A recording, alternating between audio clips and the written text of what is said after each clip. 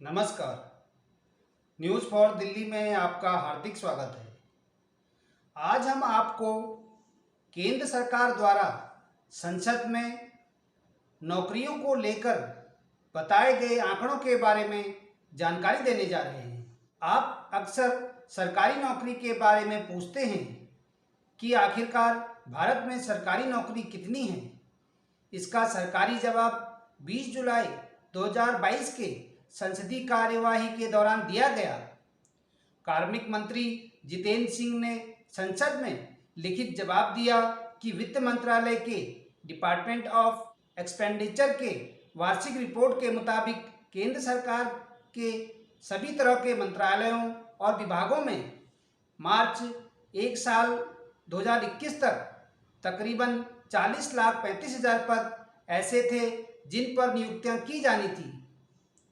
इनमें से महज 30,55,000 पदों पर सरकारी नौकरी मिली है, यानी तकरीबन 9,79,000 पद खाली हैं जिन पर नियुक्ति नहीं हुई है। अब आप खुद सोचिए कि 135 करोड़ वाले भारत में केंद्र सरकार की महज 40 लाख नौकरी का क्या मतलब है। इसमें से तकरीबन 9 लाख पदों पर नियुक्ति नहीं हुई है। तो सरकार क्या चाहती है?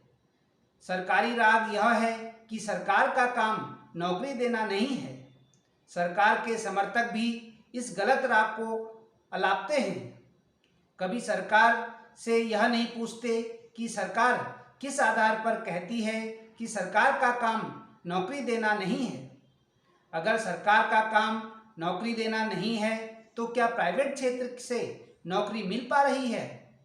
प्राइवेट क्षेत्र से मिलने वाली नौकरी और सरकारी नौकरी में जमीन आसमान का अंतर क्यों होता है? एक प्राइवेट मास्टर और सरकारी मास्टर की सैलरी में अंतर क्यों? असल हकीकत यह है कि भारत एक गरीब मुल्क है। इस गरीबी को तभी दूर किया जा सकता है जब हर हाथ में काम हो और काम के बदले उचित दाम हो। ऐसा बिल्कुल नहीं है। प्राइवेट क्षेत्र की अधिकतर नौकरियां शोषण की नौकरियां हैं। कम सैलरी मिलती है, नौकरी से कभी भी निकाला जा सकता है, सामाजिक सुरक्षा से जुड़े योजनाओं का फायदा नहीं मिलता और बेहिसाब काम लिया जाता है। 10-15 हज़ार की सैलरी में खुद को जीवन भर बर्बाद करने से अच्छा सरकारी नौकरी की तलाश होती है। इसलिए सरकारी नौकरी की मारामारी होती है कि सरकारी नौकरी मिलेगी तो जीवन बेहतर हो जाएगा। ऐसे माहौल में चाहिए कि सरकार या तो सरकारी नौकरी की संख्या बढ़ाए या प्राइवेट क्षेत्र की हालात ठीक करने के लिए जरूरी नियम कानून बनाए। लेकिन सरकार ऐसा कुछ भी नहीं करती। वह महज यह राग गाती है कि नौकरी देना सरकार का काम नहीं है। अभी कुछ दिन पहले प्रधानमंत्री कार्यालय की तरफ से यह ट्वीट किया गया कि प्रधानमंत्री ने सभी मंत्रालयों और विभागों के मानव संसाधन का मुआयना किया।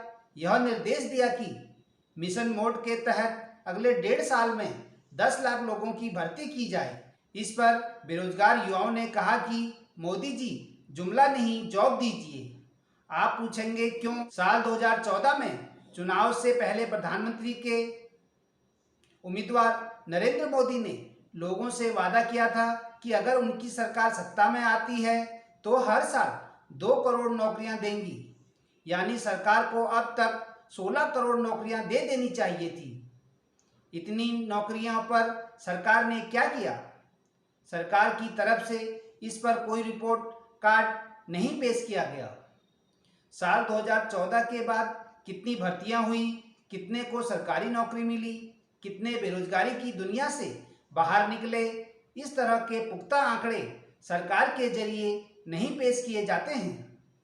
सरकार ने अब तक कोई मुकम्मल रोजगार नीति नहीं बनाई है।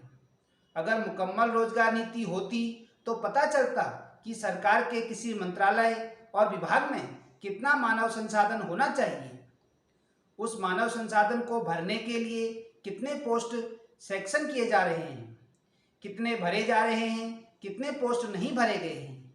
यह सारी बातें सरकार की तरफ से बताने की कोई नीति नहीं है। गैर सरकारी क्षेत्र में कितनी नौकरियों की संभावना है, कितनी नौकरियां मिल रही हैं, कितना न्यूनतम वेतन होना चाहिए, आबादी का कितना हिसाब लेकर फोर्स में जुड़ रहा है, इसमें से कितने लोगों को नौकरी मिल जा रही है, इन सारी बातों को सरकार किसी नियत अवधि के बाद नागरिकों के साथ साझा नहीं करती है। भारत में मौजूदा वक्त की रोजगार दर तकरीबन 40% है, यानी काम करने लायक हर 100 लोगों में केवल 40 लोगों के पास काम है, 60 लोगों के पास काम नहीं है।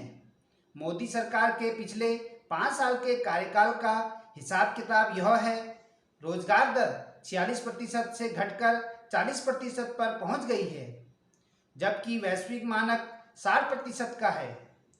सेंटर फॉर मॉनिटरिंग इकोनॉमी के अध्यक्ष महेश व्यास बताते हैं कि हर साल भारत में तकरीबन 5 करोड़ लोगों को रोजगार मिलेगा, तब बेरोजगारी की परेशानी दूर होगी।